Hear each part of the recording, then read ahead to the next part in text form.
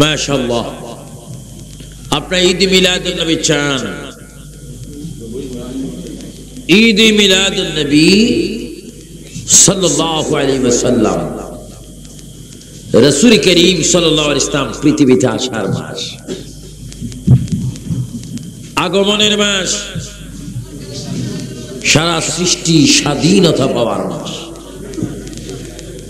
যারা কষ্ট যদি না হয়, মাহফিলের শুরু তো আগেই হয়েছে, একটু যদি কষ্ট না হয়, একটু আস্তে আস্তে আর একটু হাত একটু সামনে আসেন।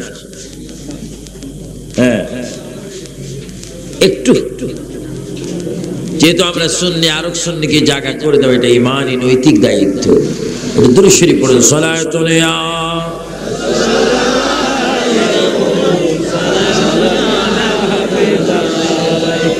সালাতুন ইয়া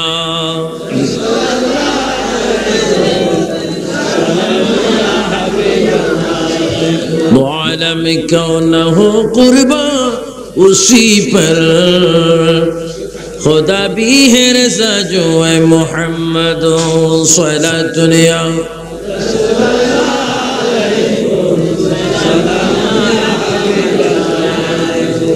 কি বলতেছিলাম? ঈদ মিলাদুন নবী সাল্লাল্লাহু আলাইহি ওয়াসাল্লাম, রাসূল সাল্লাল্লাহু আলাইহি ওয়াসাল্লাম আষাঢ় মাস। এই মাস বড় শ্রেষ্ঠ মাস, যে মাসে আল্লাহর বন্ধু, দোনো জাহানের আকা, দোনো জাহানের রহমত, দোনো জাহানের বাদশাহ, সৈয়দুল মুরসালিন, সবার উচ্চ স্বরে বলুন মুহাম্মাদুর রাসূলুল্লাহ সাল্লাল্লাহু আলাইহি ওয়াসাল্লাম এই মাসে আগমন করেছেন। সুন্নি ভাইয়েরা, বুড়িচরের ভাইয়েরা, চট্টগ্রামের ভাইয়েরা, রাউজানের ভাইয়েরা আওয়াজ দিয়ে বলেন, এই মাসে রাসূল আসাতে আপনারা কি বেজার না খুশি? আরো জোরে বলেন, কি এই খুশি কি আজকের জন্য না জীবনের জন্য? সর্বক্ষণ আমরা খুশি। রাসূল পাক সাল্লাল্লাহু আলাইহি ওয়াসাল্লাম এই মাসে এসেছেন বিদায়। আমার উত্তর বড়িচর রশিদ স্মৃতি সংসদের ভাইয়েরা প্রতি বছর অক্লান্ত পরিশ্রম করে, সুন্দর প্যান্ডেল করে, প্রতি বছরের তুলনায় আরো উত্তম করে স্টেজ সাজিয়ে মিলাদুন নবীকে সমর্থন করতেছেন। এই জন্য, কারণ মিলাদুন নবী করলে মানুষের ঈমান হালকা হয় না, বরং মজবুত হয়, আমল সুন্দর হয়, রাসূল তার আপন হয়, জান্নাত তার পায়ের নিচে চলে আসে। জোরে করে সুবহানাল্লাহ। যারা এই মিলাদুন নবীকে মেনেছেন, মিলাদুন নবীকে সম্পূর্ণরূপে সমর্থন করেছেন, মিলাদুন নবীর রাসূল পাকের নীতিমালাকে যারা গলার হার বানিয়েছেন, তারা হয়ে গেলেন পৃথিবীর বুকে শ্রেষ্ঠতম সাহাবায়ে কেরাম। তাদের মধ্যে বড় সাহাবী, বড় খলিফাতুর রাসূল সাইয়্যিদনা আবু বকর সিদ্দিক রাদিয়াল্লাহু তাআলা আনহু। তিনি ছিলেন শ্রেষ্ঠ সাহাবী, শ্রেষ্ঠ খলিফা, যার উপর আর কোন খলিফা নেই, যার উপর আর কোন উম্মত নেই, যার উপর আর কোন ঈমানদার নেই। চিৎকার দিয়ে বলেন সুবহানাল্লাহ।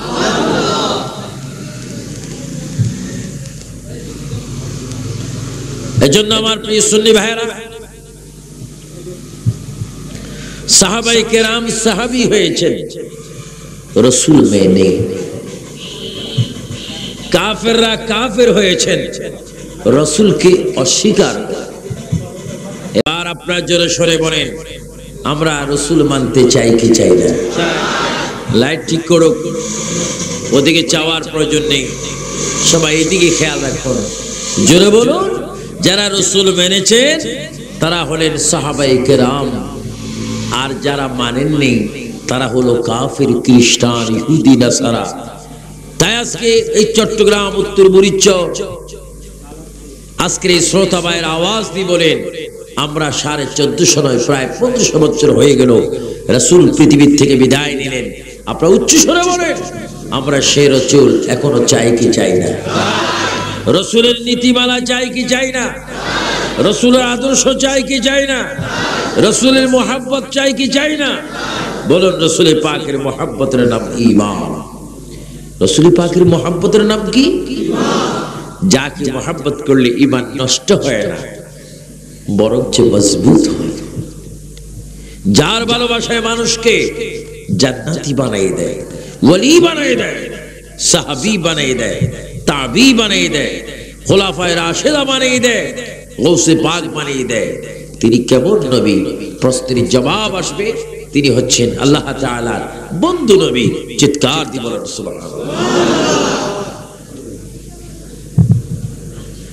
তাই ঈদ মিলাদুন নবীর মাসে বেশি বেশি দুরূদ শরীফ পড়বেন।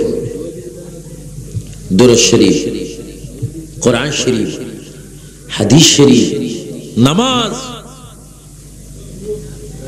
জিকির, নবীর মুহাব্বতের আলোচনা করবেন। বেশি বেশি দুরূদ শরীফ পড়বেন।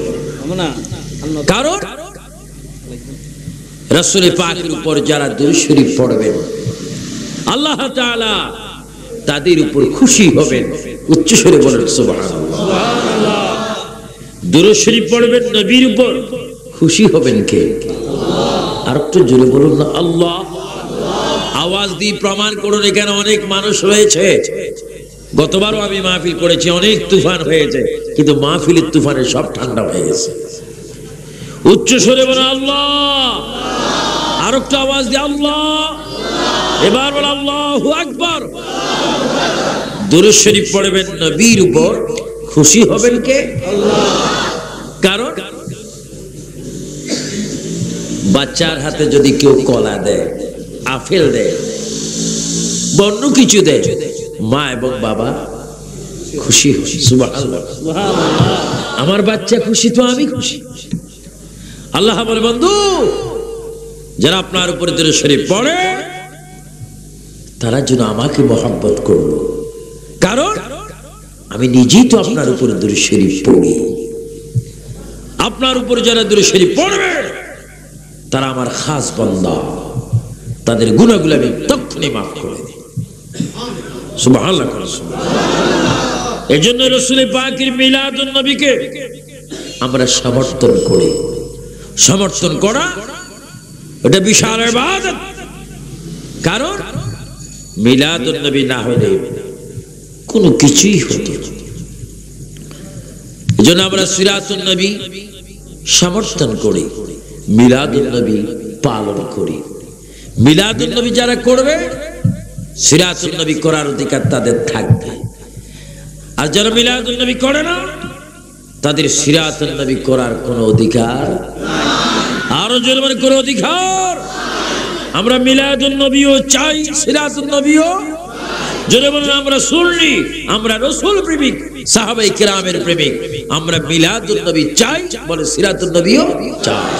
কিন্তু যারা মিলাদুন নবী চায় না, সিরাতুন নবী করে, তাদের সিরাতুন নবী করার কোনো অধিকার নাই। এরা সিরাতুন নবী করে না, এটা প্রাইভেট শয়তানি করে।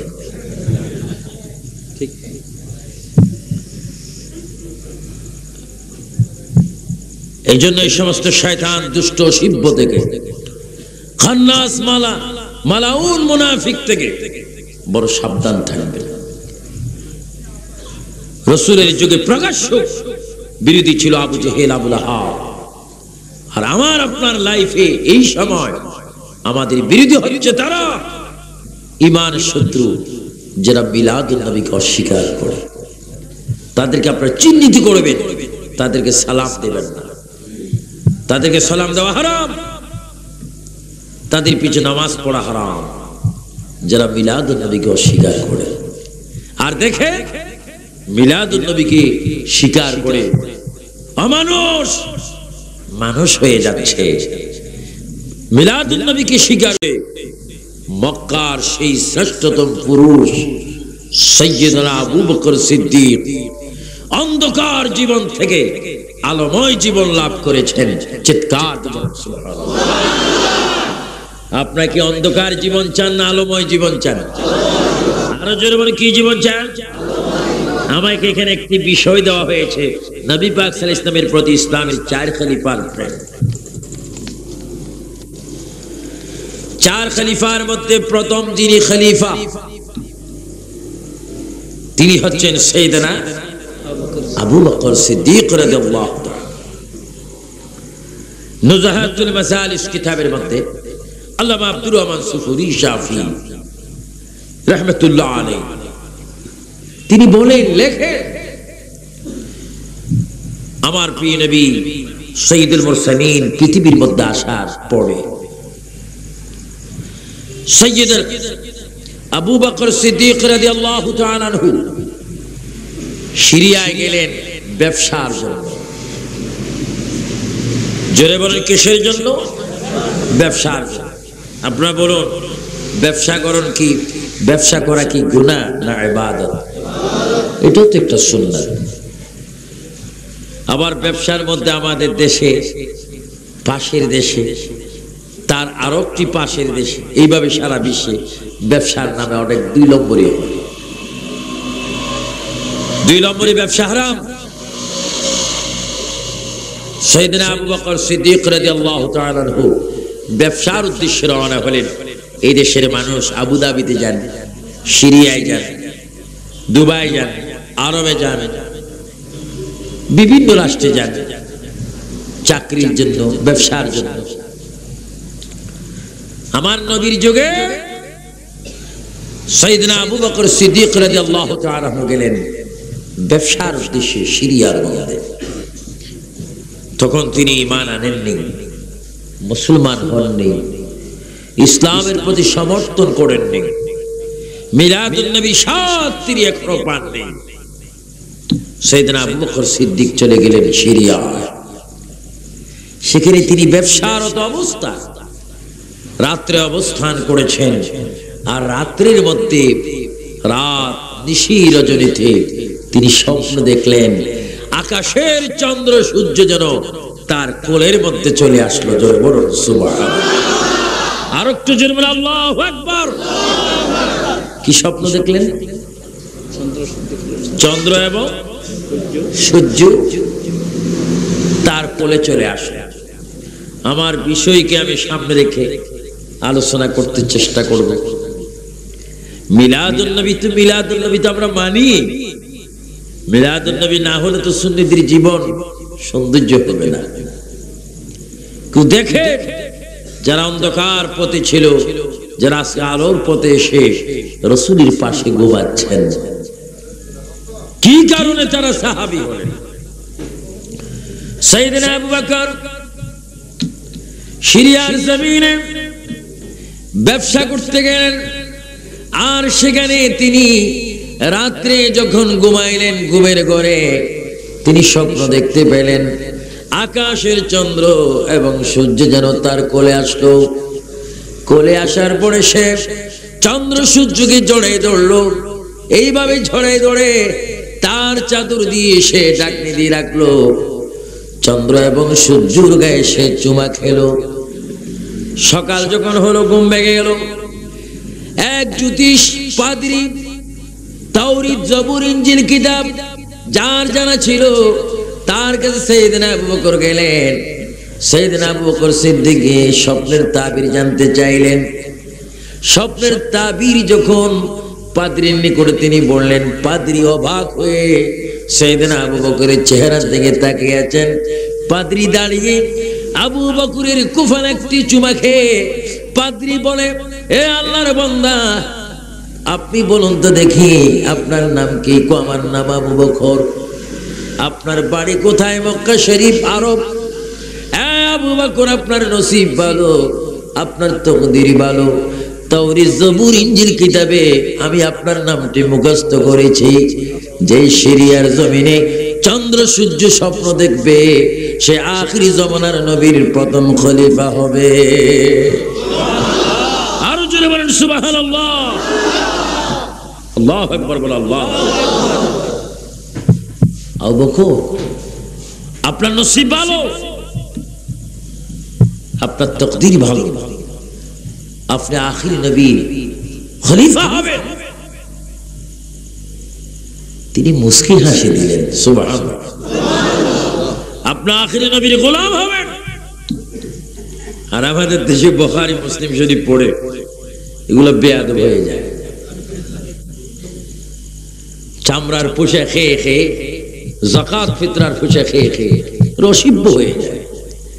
কোরআন হাদিস পড়ে যখনই তাদের সামনে কোনো প্রস্তাব আসবে, আল্লাহ যদি আমাদেরকে নবীর গোলাম বানাতো, আর সেই সম্প্রদায় চিৎকার দিয়ে বলে এগুলো শিরিক বেদাত। আবু বকর সিদ্দিকের পাঁচরা মতো হবে না তোমরা।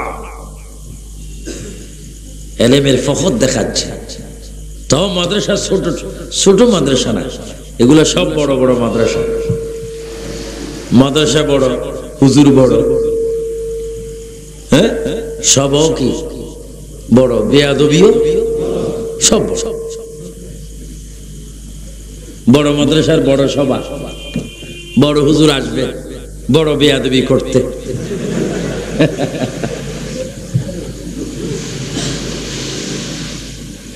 এজন্য আমরা ছোট হয়ে থাকতে চাই, যদিও আমরা ছোট কিন্তু আমরা শ্রেষ্ঠ নবীর গোলাম। চিৎকার দিয়ে বলুন আলহামদুলিল্লাহ। আপনাকে নবীর গোলাম হতে চান না?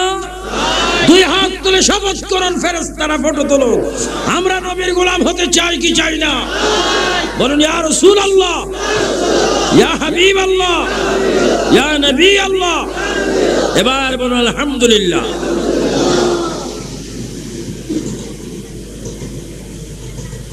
আমরা ছোট কিন্তু আমরা গোলাম শ্রেষ্ঠ রাসূলের। তিনি কেমন শ্রেষ্ঠ?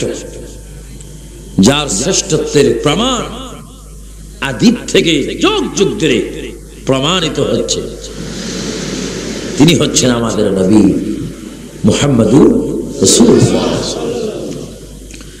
সাইয়েদনা আবু বকর ওই পাদ্রীকে বলল, জানাব আপনার কথা শুনে, স্বপ্নের তাবির শুনে আমি খুব আনন্দিত, খুব গর্বিত। তিনি কি করলেন? ওই সিরিয়ার জমিন থেকে মক্কা শরীফ আগমন করে বিশ্বনবী মুহাম্মদ রাসূলুল্লাহর দরবারে আসার জন্য তিনি প্রস্তাব করলেন, প্রস্তাব দিলেন। আল্লাহর নবী বলে, আবু বকর প্রস্তাব কেন দিচ্ছ? আমি তো তোমার জন্য অপেক্ষায় রয়েছি, তুমি কখন কলমা পড়ে ইসলাম ধর্ম গ্রহণ করবে? জোরে বলুন সুবহানাল্লাহ। সেদিন আবু বকর আসলেন, কত সুন্দর মানুষ, কত সুন্দর জীবন, কত ফ্রেশ মানুষ, যার মনের মধ্যে তীর পরিমাণ, রক্ত পরিমাণ কোনো হিংসা নেই। এত সহি মানুষ, যার কারণে তিনি আমার রাসূলের সাথে ঘুমাচ্ছেন। সুবহানাল্লাহ। তিনি রাসূলের পাশে না দূরে? আরো জোরে, তিনি রাসূলের পাশে না দূরে? কত পাশে? যতবার নবীকে হাজিরা সালাম দেয়, ততবার আবু বকর হযরত ওমরকে সালাম দেওয়া হচ্ছে। এত নসিব পালন করে। সাইয়েদনা আবু বকর গেলেন, গিয়ে নামাজের শুরুতে বসলেন। নবীজির দিকে তাকাচ্ছেন, নবী ওনার দিকে তাকাচ্ছেন, একে অপর দিকে চাচ্ছেন, একে অপর দিকে তাকিয়ে তাকিয়ে মুস্কি হাসতেছেন। সুবহানাল্লাহ। এই হাসার মধ্যে রহস্য আছে কিনা? আরো জন্ম আছে কিনা? আল্লাহর নবী সাইয়েদনা আবু বকরকে বললেন, আবু বকর তুমি আসাতে আমি অনেক খুশি, তুমি কলমা পড়ো, কলমা পড়ে একটু মুসলমান হয়ে যাও। সাইয়েদনা আবু বকর বলেন, হুজুর কলমা শরীফ পড়ার আগে একটু যদি কথার অনুমতি আপনার থেকে আমি পাই, আমি যদি আপনার অনুমতি পাই একটি কথা আমি বলতে পারি। আল্লাহর নবী বলেন, আবু বকর কি বলতে চাও তুমি বলতে পারো, বলো। হুজুর কলমা শরীফ পড়ার আগে একটি মুজিজা আপনি আমাকে দেখাতে হবে, অলৌকিক ভাবে একটি ঘটনা আপনি আমাকে দেখাতে হবে। আমার নবী ডাক দিয়ে বলে, আবু বকরে ওই সিরিয়ার মধ্যে ব্যবসা করতে গিয়েছো, সেখানে তুমি চন্দ্র সূর্য কোলে নিয়েছো, এর চাইতে বড় মুজিজা তুমি আর কি দেখতে চাও? সুবহানাল্লাহ বলেন সুবহানাল্লাহ। আবু বকর, আমার আল্লাহর কসম দিয়ে বলি, তুমি যখন ওই সিরিয়ার জমিনে চন্দ্র সূর্য তোমার কোলে নিচ্ছ, চুমা দিচ্ছ, চাদর দিয়ে তুমি ডাকনি দিচ্ছ, আমি রাসূল তখন তোমার ডান পাশে ছিলাম। আল্লাহু আকবার বল, আল্লাহু আকবার। আবু বকর আর বিলম্ব না করে তিনি এবার পড়ে দিলেন, আশহাদু আল্লা ইলাহা ইল্লাল্লাহ ওয়া আশহাদু আন্না মুহাম্মাদান আবদুহু ওয়া রাসূলুহু। এবার সবাই জোরে জোরে বলুন, লা ইলাহা ইল্লাল্লাহ মুহাম্মাদুর রাসূলুল্লাহ। আল্লাহুম্মা